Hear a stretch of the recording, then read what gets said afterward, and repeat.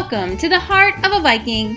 This channel offers elementary art lessons taught by Mrs. Minto from the Cape Henlopen School District in Delaware.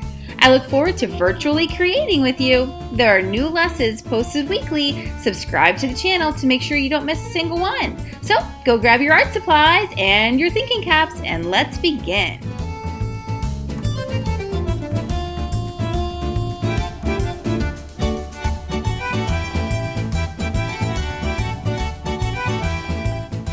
Hey kindergarten artists! Well, today we are dealing with texture. So what exactly is texture, you ask? Well, texture is how something feels. That's right, you literally have to reach out and touch it. So I wonder, what kind of texture would a flower have? Soft maybe? How about a tree? The leaves might feel crunchy, but the bark might feel rough. How about water? Water might have a slippery texture. How about an animal? Furry texture. How about anything that happens to be around you? Chalkboards or marker boards? Slick. What about paper? Crumbly. What about paint?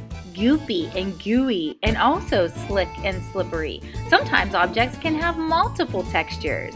What about your hair? Reach up and touch your own hair. Think of a word that describes the texture of your hair. How about your clothes? Reach over and touch the sleeve of your shirt. What kind of texture does that have?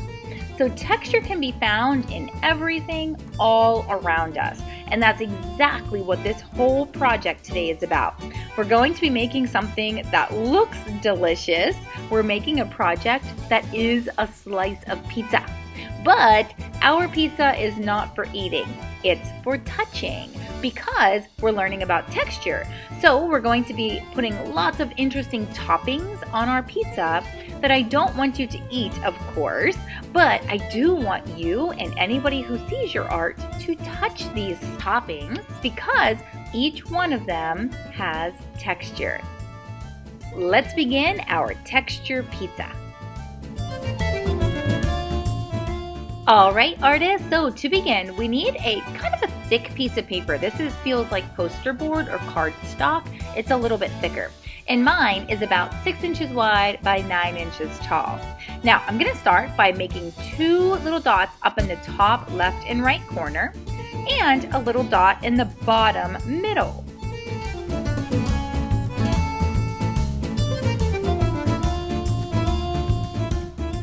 Now I'm going to connect the dots straight up from the bottom middle to one of the corners and then the other side as well.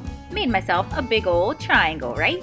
Okay, so now I'm going to take this triangle. That middle part is the slice of pizza right there in the middle. I'm going to take some scissors and cut on the lines here, but do me a favor, don't throw away your scraps. We're actually going to use most of our scraps for some of our toppings and our crust. So don't throw them away, cut them off, but keep them somewhere safe.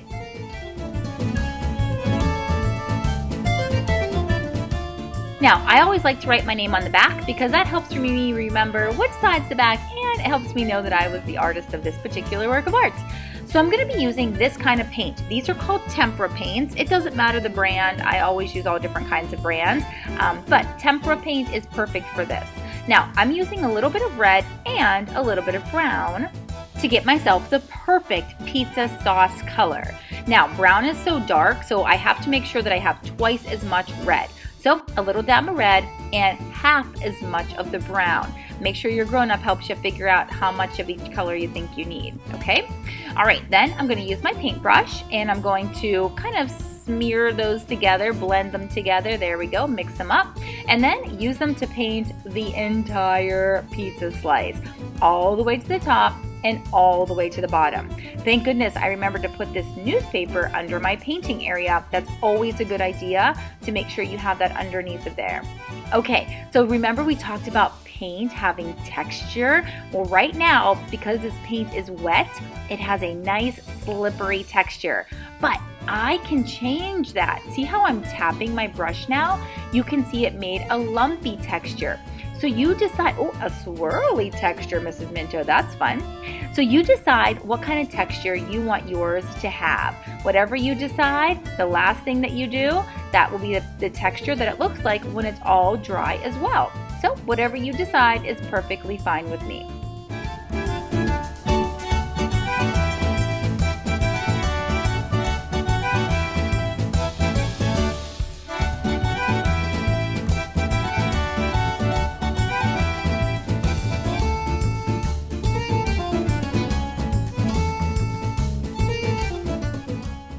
Okay, I think I'm going to go with this texture as my choice.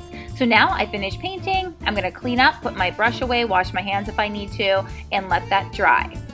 While I'm doing that, I'm going to move that to the side and grab one of my little pieces of scrap paper. I'm going to also grab a couple of crayons here and my pencil.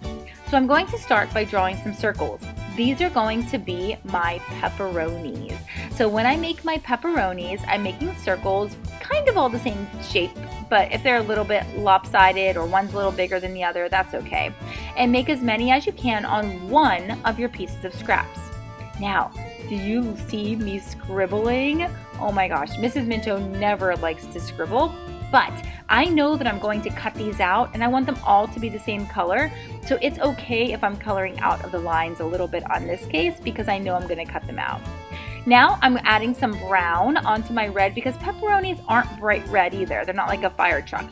So I'm going to go ahead and add some brown to them to kind of darken it so it looks a little bit more like a pepperoni. And then you see I also have like a peachy color, it's called apricot. You can go ahead and add some of that, and that does a really cool thing. It sort of blends the red and the brown together more. It makes like the perfect pepperoni color.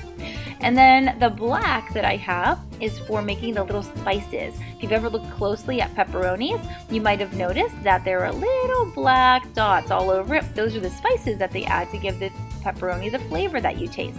So I'm going to go ahead and add those. And then I want you to take your finger and rub it across where you colored. It should feel waxy because crayon's made of wax. And guess what? That's a texture. Okay, so this is where we're going to stop for today, but you are not finished. We're going to let our paint dry, put this in a safe place, and keep everything until the next Pizza Part 2 is posted. All right, I'll see you back here next time at the Heart of a Viking.